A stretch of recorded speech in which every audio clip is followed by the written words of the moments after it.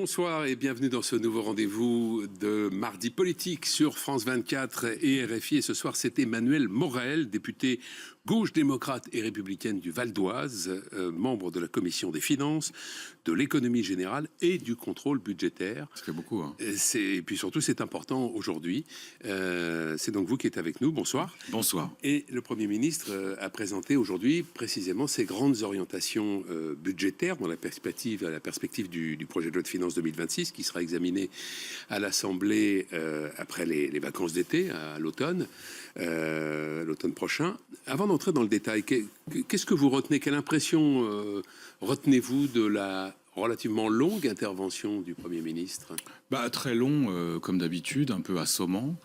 Et puis, cette dramatisation que j'ai trouvée vraiment surjouée, un peu indécent, mais c'est la rhétorique classique chez les conservateurs. Vous vous souvenez peut-être que François Fillon, quand il était devenu Premier ministre, il y a de cela maintenant quelques années, avait dit « j'ai hérité d'un État en faillite ». Il avait dit « je suis à la tête d'un État en faillite ». Bayrou fait un peu la même chose, il cherche à dramatiser, sans jamais rappeler d'ailleurs que si on en est là, c'est surtout le résultat de 7 ans de politique d'Emmanuel Macron, puisqu'en fait l'essentiel du déficit supplémentaire qu'on a depuis 2017, c'est les largesses fiscales de la majorité à laquelle M. Bayrou participe depuis presque 8 ans. C'est aussi en partie la crise du Covid, non ? Ah non, parce que là, clairement, et d'ailleurs vous avez récemment une étude de l'OFCE cette semaine, l'OFCE qui n'est quand même pas une bande de marxistes-léninistes, qui explique qu'une grande partie de l'augmentation de la dette publique en France, ce sont les cadeaux fiscaux. Alors, certains diront pas les cadeaux, mais la suppression de l'ISF, la suppression de la taxe d'habitation, enfin, toutes sortes, et plus évidemment toutes les exonérations de cotisations sociales pour les entreprises, qui sont faites comme ça depuis maintenant 8 ans. Et donc, moi, j'ai trouvé que cette dramatisation était surjouée. Et surtout, ce qui m'a profondément choqué, c'est le sentiment d'inéquité dans les mesures. On est très précis pour ce qui est de taper les ménages populaires et moyens, mais dès qu'il s'agit des entreprises ou des ménages les plus aisés, on a un Premier ministre qui était étonnamment flou. On va revenir sur c'est quand même cette impression de déséquilibre. Alors, vous l'avez dit, vous avez parlé de dramatisation. Il a fait en effet un parallèle avec la crise grecque de 2015. Il a eu cette expression, c'est la dernière station avant la falaise. Ouais. Et un peu plus tard, relativement proche de la fin de son propos, il a eu cette phrase: le pronostic vital de la France comme État, comme nation, est engagé. Ça, c'est de la grandiloquence ou c'est de la lucidité? C'est une emphase un peu ridicule et qui ne correspond pas à la vraie situation du pays. Parce que oui, on a une dette importante. Oui, et on emprunte de plus en plus cher. Oui, d'accord, mais enfin, on emprunte sans difficulté. Oui. Aujourd'hui, si on émet de la dette française sur les marchés, dans l'heure qui vient, elle est achetée. Donc on n'est pas du tout dans la situation de la Grèce et on n'est pas du tout dans la situation d'un État en faillite. Mais cette emphase, elle s'explique par le fait que M. Bayrou avait des choses très désagréables, cette rhétorique que moi je trouve déplacée et à bien des égards un peu ringarde. Voilà. Alors, la présentation des orientations de François Bayrou s'articulait sur 2 grands axes, 2 plans, a-t-il dit, un plan qu'il a appelé « Stop à la dette » et un plan qu'il a appelé « En avant la production ». Et donc, il a décliné dans cet ordre les... il a décliné pas de façon très... Parce que c'était long sur « Stop à la dette ». Ouais. C'est sa marotte, il l'a rappelé lui-même que c'est un combat. Il en a beaucoup parlé, encore une fois, en exonérant complètement les 2 quinquennats d'Emmanuel Macron de leur responsabilité, ce que j'ai trouvé aberrant. Sur En avant la production, le seul truc que les Français vont retenir, c'est qu'on va leur supprimer 2 jours fériés. Parce que pour le reste, il a été étonnamment flou. Il a parlé de la simplification. Il a dit oui, il y a beaucoup d'aides aux entreprises. Faut qu'on en discute dans une démarche de donnant-donnant, mais il n'a rien donné de précis, absolument rien. Et c'est ce que je vous disais tout à l'heure, cette impression de déséquilibre vient du fait que on a une année blanche pour les Français les plus vulnérables, même les plus pauvres, puisque ça veut dire concrètement que les prestations sociales, les revenus ne vont pas augmenter, qu'il y a des gens qui vont se retrouver assujettis à un impôt sur le revenu qui ne l'était pas. Ça, c'est la conséquence de l'année blanche. Par contre, pour tout ce qui est aide aux entreprises, impôts des plus aisés, tout ce dont on a discuté à l'Assemblée nationale l'année dernière, notamment sur les hauts revenus et sur les hauts patrimoines, là, rien. Et franchement, j'alerte là-dessus. Ce déséquilibre, ça peut créer de la colère sociale profonde dans le pays. Alors, et un sentiment d'injustice que je suis pas loin de partager. Est-ce que ce déséquilibre s'illustre par ce propos, puisqu'en fait, donc dans ce plan Stop à la dette, il dit qu'il veut ramener la dette à l'équilibre. Alors finalement, d'ailleurs, c'est pas ramener la dette à l'équilibre, mais c'est la fixer, c'est-à-dire qu'elle n'augmente plus d'ici à 2029 et que le déficit public de la France en 2029 ne soit que de 2,8%, seuil, a-t-il dit, à partir duquel la dette n'augmente plus.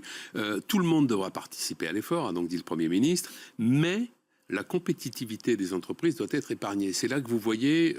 c'est comme d'habitude. C'est comme d'habitude. Je vais vous donner quelque chose... Une forme de favoritisme. Je vais vous donner un exemple simple. Oui. La même semaine, on apprend par l'INSEE qu'il n'y a jamais autant de pauvres en France. 10 millions de pauvres. Donc 15% des gens qui sont dans les familles néoparentales, monoparentales, qui sont sous le seuil de pauvreté. La même semaine, on apprend que les dividendes pour les boîtes du CAC 40 n'ont jamais été élevés, 100 milliards. Et on apprend également que l'indice boursier des banques françaises a augmenté de 29%. C'est-à-dire, ça n'est pas arrivé depuis 1997, je crois. Là aussi, je vous dis qu'il y a du déséquilibre. Et c'est ça qui est incroyable, c'est qu'il va dire beaucoup de sacrifices pour les plus vulnérables et les classes moyennes. Pour ce qui est des riches et des grandes entreprises, et là je suis pas caricatural, c'est vraiment comme ça que ça se passe, eh ben on verra plus tard.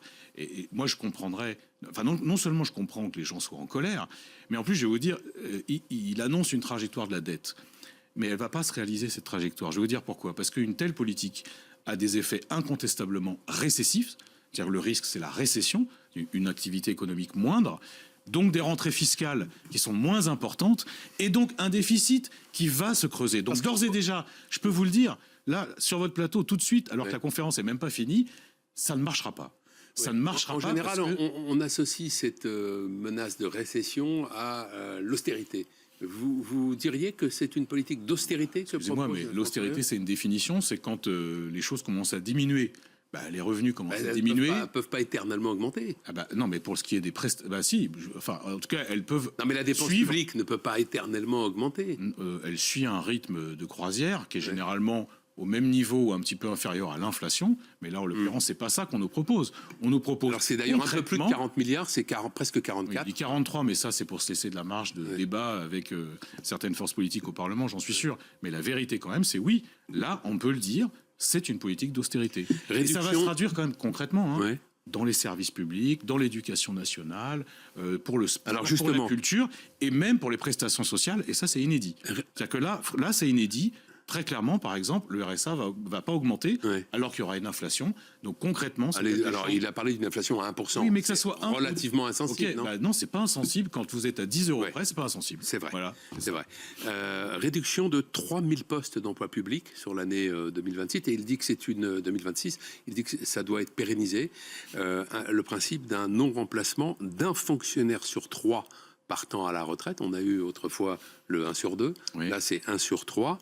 Est-ce que vous redoutez les effets de cette mesure, ou est-ce qu'elle peut être indolore pour les usagers des services publics ? Moi, je me souviens que quand Sarkozy avait fait le non-remplacement d'un fonctionnaire sur 2, ça s'était traduit par des besoins dramatiques non satisfaits dans certains secteurs essentiels de l'État. Souvenez-vous des policiers. Il y avait eu 10 000 policiers en moins sous le Sarkozy, parce que la droite a coutume se targue de penser la sécurité de nos concitoyens, mais ça n'a pas été le cas en l'occurrence, et on avait concrètement, sur le terrain, un manque criant d'effectifs. Là, c'est exactement ça qui nous prépare.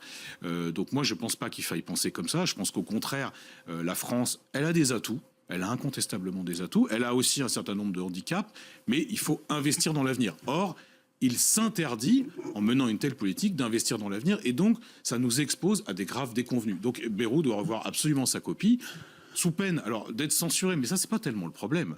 Le vrai problème, c'est que la France décline. Et Macron et Bayrou ont accompagné le déclin français. Moi, je pense qu'au contraire, il faut un sursaut. Et sur ce sursaut, évidemment, il n'est pas possible avec une telle politique. On parlera dans un instant de la deuxième phase du plan qui est en avant la production. Juste là, pour ramener de l'argent dans les caisses de l'État, il annonce la création d'une société foncière pour rentabiliser le patrimoine de l'État, le patrimoine immobilier, qui est tout à fait considérable, en effet. Ça, c'est une bonne idée ou pas ? Oui, alors moi, je ne suis pas contre. Encore une fois, c'est toujours pareil, il ne s'agit pas de brader le patrimoine de l'État. là, parce que moi, ce qui Il n'a m'inquiète... pas parlé de Non, vente. mais... si. Non, ça peut être le mettre en location. Ah oui, ça peut oui. être, Bon, moi, je sais très bien que... Vous voyez ça comme ça, vous? Oui, je sais très bien que dans l'esprit de Bercy, il s'agit de vendre un certain nombre de... Alors ça ne serait pas une première. Ça serait pas une première, c'est pas toujours une bonne idée, Oui. mais ce qui était plus grave, parce qu'il y a ça, et il y avait aussi, dans ce que disait François Bayrou, que j'ai trouvé plus inquiétant, toujours dans la même phrase, l'idée qu'on allait se débarrasser d'un certain nombre de participations de l'État dans des entreprises. Or, moi, je suis complètement favorable à ce qu'il y ait du capital public dans certaines entreprises. Ça permet d'avoir un droit de regard sur la politique des boîtes. Et là aussi, il s'apprête à brader un certain nombre de choses qui appartiennent à tous les Français. Et ça, c'est pas une bonne chose. Vous l'avez évoqué rapidement, mais donc il annonce une contribution exceptionnelle pour les plus riches, mais c'est vrai qu'à cet égard, on n'a pas de précision. Il dit rien. Mais ça fait 2 ans. Zéro précision. Ça fait quand même 2 ans que ça dure. C'est-à-dire que l'année dernière, dans les négociations, parce que les parlementaires ont négocié, même ceux de l'opposition, avec les ministres de l'économie et des finances, ils nous avaient dit, vous allez voir ce que vous allez voir, on va répondre à votre question et on va mettre en place une contribution sur les hauts revenus. Puis à la fin, ça avait accouché d'une souris, rien du tout, à peine 1 milliard. Il nous refait le même coup, alors que nous, on arrive avec des propositions concrètes. Par exemple, alors vous avez cette idée présentée notamment par la gauche, mais pas seulement, sur la taxe Zuckman, sur les gros patrimoines. On parle de patrimoine de plus de 100 millions d'euros. C'est pas la plupart des Français.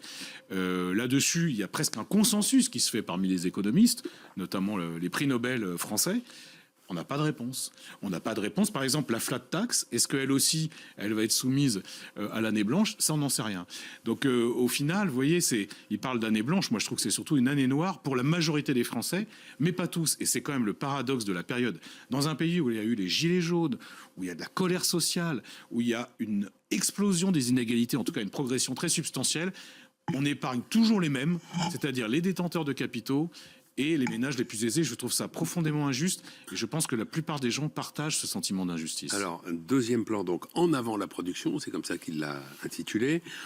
Il faut, a-t-il dit, réconcilier notre pays avec le travail, avec l'épanouissement au travail. Il y aurait beaucoup de choses à dire sur le sujet, mais on n'a pas le temps de s'étendre au-delà.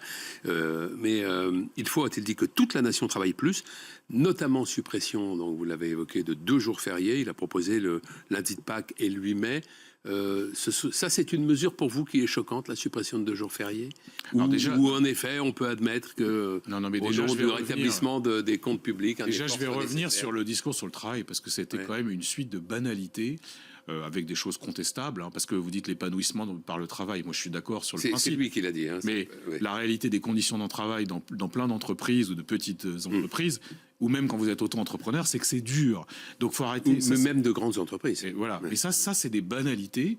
Et puis surtout, il oublie une chose essentielle, c'est que moi je veux bien que le travail épanouisse, mais pour ça il faut des revenus à la hauteur, il faut des conditions de travail qui soient satisfaisantes. Ça n'est pas le cas. Plutôt qu'agir là-dessus, c'est à dire par exemple en France on a un vrai problème de salaire, c'est-à-dire qu'on a une smicardisation de plus en plus importante, où en France il y a de plus en plus d'accidents du travail, où en France la majorité des gens ne sont pas satisfaits de leurs conditions de travail. Il met ça de côté une fois de plus, et sa seule trouvaille, qui est en réalité là aussi quelque chose que la droite ressort régulièrement, c'est la suppression de jours fériés, avec en plus, il faut faire gaffe aux symboles. Supprimer le 8 mai, qui est quand même l'anniversaire de la victoire contre le nazisme. Oui. Franchement, outre le fait que les gens vont pas être contents, parce que concrètement, c'est quand même de l'argent qu'on leur prend, mais en plus, le symbole est navrant. Après avoir entendu François Bayrou aujourd'hui, est-ce que vous souhaitez que son gouvernement soit censuré? Si la copie budgétaire est en l'état, il n'y a pas de doute. Ça veut dire que très clairement, il ne comprend pas ce qu'il y a dans le pays. Moi, j'ai bien vu... Et au vu des prises de position des uns et des autres, la probabilité de la censure est forte, là. De toute façon, la probabilité de la censure est forte. Parce que M. Bayrou est sur une corde raide. Mais il en est conscient, il l'a évoqué d'ailleurs. Oui, et il a dit d'ailleurs, c'était très intéressant, il a dit que son problème était moins les oppositions que sa propre majorité qui le soutenait jamais, ce qui est vrai. Bon, je ne suis pas sûr qu'il l'ait dit tout à fait comme ça. Il n'a pas dit exactement comme ça. Non, il a dit qu'il avait aussi parfois un déficit de soutien de C'est vrai, d'ailleurs. Son camp. D'ailleurs, je peux vous dire qu'à l'Assemblée nationale, c'est incroyablement déséquilibré, puisque vous avez l'extrême droite, la gauche et un pôle central où il n'y a personne. Jamais. Ce qui explique qu'il y a un certain nombre de choses qui passent, qui sont votés par les députés parce qu'il n'y a pas aucun soutien de François Bayrou. Je vais vous dire une autre chose qui m'a beaucoup choqué, c'est le Premier ministre n'est jamais applaudi, n'a jamais soutenu par ses propres troupes. C'est difficile de tenir dans ces conditions. Ce bloc central il est très composite aussi. Il est composite, il soutient la même politique depuis 8 ans. Ouais. Donc ils ont moins ça en commun. Mais ce que je constate, c'est qu'il est plus soutenu par grand monde et surtout, il est totalement imperméable à la notion de compromis. C'est paradoxal pour un centriste qui passe son temps à vanter les mérites du compromis, mais qui n'en fait aucun. Et de la négociation. Parce que là, franchement, aujourd'hui, c'est un modèle d'intransigeance. Si c'est le cas, il sera censuré. Si le gouvernement devait tomber dans les prochains mois, donc à l'automne sur le budget, est-ce que vous pensez qu'il y ait une réelle probabilité que le gouvernement qui lui succéderait ait une politique foncièrement différente de celle de François Bayrou? Ah bah moi je crois. Je vais vous dire, je dis pas une politique qui soit conforme au programme du NFP sur lequel j'ai été élu. Ça me paraît pas possible. Oui. Mais une politique qui soit plus équilibrée. Oui, mais quel gouvernement? Ça c'est pas difficile. C'est pas difficile de faire une politique plus équilibrée. C'est-à-dire ne pas prendre systématiquement dans la poche des mêmes, en l'occurrence des Français les plus vulnérables, et de faire contribuer les Français les plus aisés, ou par exemple de revoir complètement les aides aux entreprises, 211 milliards d'après le Sénat, c'est énorme, oui. C'est incroyable. Ou par exemple de revoir le financement de la protection sociale, tout ça c'est possible, absolument possible, mais ça n'en prend pas le chemin. Pourquoi? Parce qu'il y a quelque chose de dogmatique, presque de religieux chez les macronistes qui considèrent que la politique qu'ils mènent depuis 7 ou 8 ans, c'est la bonne. Plus elle est catastrophique dans ses résultats, plus ils s'accrochent, ils s'obstinent à faire la même politique. Ça c'est vraiment troublant. Et c'est même troublant d'un strict point de vue rationnel. Très rapidement, parce qu'on approche, il nous reste une petite minute, une censure du gouvernement retarderait les crédits supplémentaires qui doivent être alloués au budget de la défense. C'est quelque chose qu'a évoqué Emmanuel Macron avant-hier. Et ça ne serait pas sans conséquence sur les moyens de nos armées. Est-ce que c'est quelque chose qui vous préoccupe, ça? Non, mais ça, c'est un argument qu'Emmanuel Macron a sorti hier. Ça n'a aucun sens, parce qu'en fait, à partir du moment où le budget est voté, les crédits pour la défense, ils seront abondés, comme d'ailleurs la majorité des parlementaires le souhaitent. C'est pas un problème. Moi, ce qui me pose plus un problème, c'est qu'on investit dans la défense. Je suis pas contre, mais si on n'investit pas dans la recherche, dans l'éducation, oui. Et dans les investissements d'avenir, notamment sur les infrastructures, alors là, je trouve que c'est pas juste. Et d'ailleurs, tout le problème d'aujourd'hui et de la présentation du budget aujourd'hui, c'est que c'est pas juste, c'est injuste. Il faut remettre de la justice, il faut remettre de l'investissement, il faut remettre de la solidarité là où il n'y en a pas. Merci Emmanuel Morel. Merci à vous. Merci d'être venu ce soir. C'est la fin de cette émission. Très bonne soirée et merci à Flore Simon et Camille Néran qui m'ont aidé à la préparer. Excellente soirée.